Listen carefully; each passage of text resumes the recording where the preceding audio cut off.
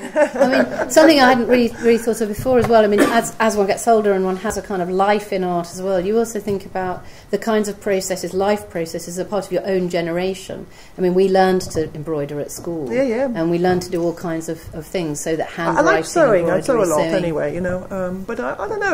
I like the term embroidery. It's like embroidering the truth. You know, I think I get a lot from little words and slippages, and I quite like the idea of taking a bullet. At first I thought I was going to make a bullet hole and then use a bullet to darn up the hole, but then it just went off somewhere else. You know, perhaps, I thought it was perhaps a bit literal, but I kind of like the idea of being very precise with something that's, can be shot very precisely, but its trajectory, the volume of the line that you get is gathered up and something a bit more Unabomber-ish comes out of it.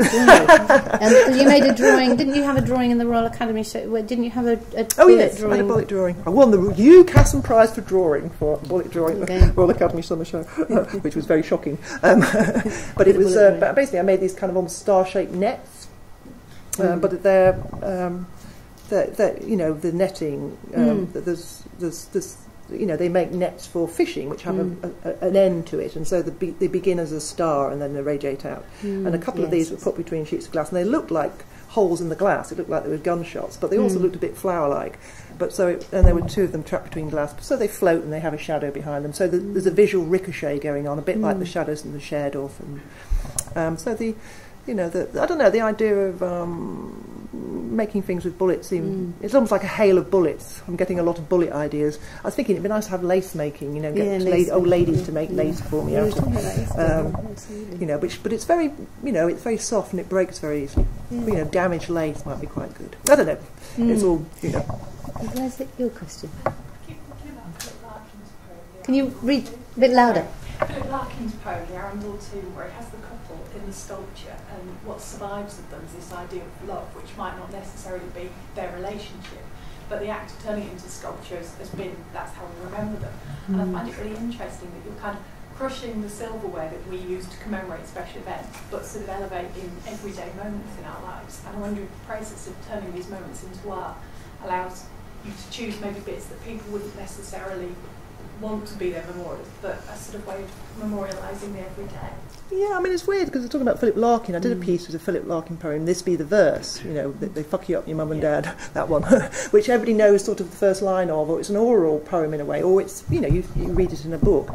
And I, for a site-specific project in Frome in Somerset, there was lots of people making work site-specifically, and I decided to take that poem and have it carved in it wasn't marble, it was a sort of a blue stone, local stone, and it was put on the side of a schoolhouse outside a graveyard, and it was just there as a public monument. It's gone now, it was just there temporarily, and it actually caused a lot of fuss. Locals from the church said, well, if it had been done in graffiti we could have coped with it, but the fact you've carved it in stone, and it wasn't just the language, I think it was the sentiment of the poem, I mean, both my parents died 10 weeks apart, 3 or 4 years ago, around the time of that piece. Not that I wanted to put it on their epitaph, but we were in discussion with the church about what you could put on the gravestone, and there's very little you can put on, except dearly beloved, or you couldn't put anything that really reflected your true feelings about your parents on their gravestones. It's just not allowed by the church. So in a way, it almost said all the things that were unsaid, and I put it site specifically outside this graveyard. And it was very interesting. The local teenage boys were standing around and looking at it and trying to work out what they thought. And it was, I don't know, it had a lot of interest, but it was all quite diverse depending on your personal relationship. And, I remember somebody saying, oh, I love Philip Larkin and I read his poems, but I don't want to see it. I don't want to see it I don't want to see it in public, and that's very interesting, I thought. It's about context, recontextualising. Something that's quite, people know and it's spoken about. I mean, he was asked to be the poet laureate after he did that, but he just turned it down. But it's kind of weird. It is. In a way, I think as I listen to your question as well, I think you're also raising the idea of the residues of things, residues that are unsought or unasked for, but end up becoming memorials, like the silver tarnish. And they are both... The things you don't want, the things you avoid. I mean, a Freudian sense, they sort of produce laughter as well. They're like a supplement. They produce something that is unthought of or unwanted. But once you see it, you realise that you have to consider its value in a sense. Yeah, I mean, I think the gun piece in the forest, which might seem a bit of a weird thing for me to do as well. I've thought about that a lot as but a it's piece. kind of interesting. It relates to lots of other things. Yeah, and I've done a lot of things with shooting of Forest of Dean as well. Oh, It relates yes, to the piece you Hanging did Fire, just yeah. before. Another cast iron piece, but in a way, and it's kind of the way people respond to that's quite interesting, you know, from the landowners to the gamekeepers and I hadn't heard what the poachers think, but the whole world of the gun and the replica gun is something that's changed a lot. I think we might start to kind of wind up, actually. Is there anything else that people want to kind of really... Yeah. Without it sounding religious, is the concept of resurrection important? It seems to come up. Well, I think it's almost like a scientific resurrection. I mean, you know, that the idea that we're all made up of atom, you know, things that have been other things. You know, I mean, I love that thing that not resurrection in the religious sense, but in, you know, the fact everything's been something else once anyway. So we're always, everything's getting regurgitated.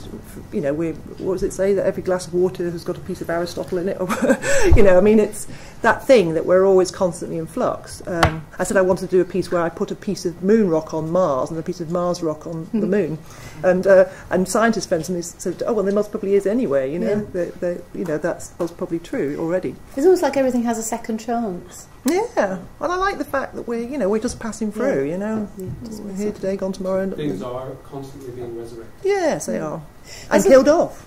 That's a very lovely moment to kind of wind down, in a sense, because one of the things I sort of get from it is you know, one takes what one can take in life and looks for it.